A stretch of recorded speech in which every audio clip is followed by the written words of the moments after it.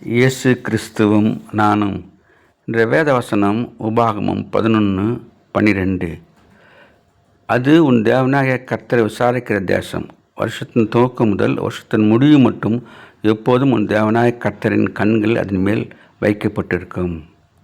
அன்பான சகோதர சகோதரிகளே, இஸ்ரவேல் மக்கள் கானான் தேசத்திற்கு போகும் முன்பாக ஆண்டவர் இந்த தேசத்தை குறித்து மோசேயின் மூலமாக பேசுகின்றார். அந்த தேசம் ஆசீர்வதிக்கப்பட்ட தேசம் என்று சொல்லப்பட்டிருக்கின்றது. மலைகளும் பள்ளத்தாக்குகளும் நீரூற்றுகளும் உள்ள தேசம் என்று சொல்லப்பட்டிருக்கிறது. அந்த தேசத்தை சுதந்திரித்து கொள்ள அவர்கள் எந்த விதமாக ஆயத்தமாக வேண்டும் என்று மோசே அவருக்கு கட்டளையிடுகின்றார். அதனால் அதே போல் இந்த இந்திய தேசத்தை கூட நாம் சுதந்திரித்து கொள்ள ஆண்டவருடைய பிள்ளைகளாக நாம் அதற்காக ஜெபிக்க வேண்டும் என்று எதிர்பார்க்கப்படுகிறது. நாம் இந்த இந்திய தேசத்திற்காக ஜெபிக்க வேண்டும். இந்திய தேசம் இயேசுக்கு சொந்தமாக வேண்டும்.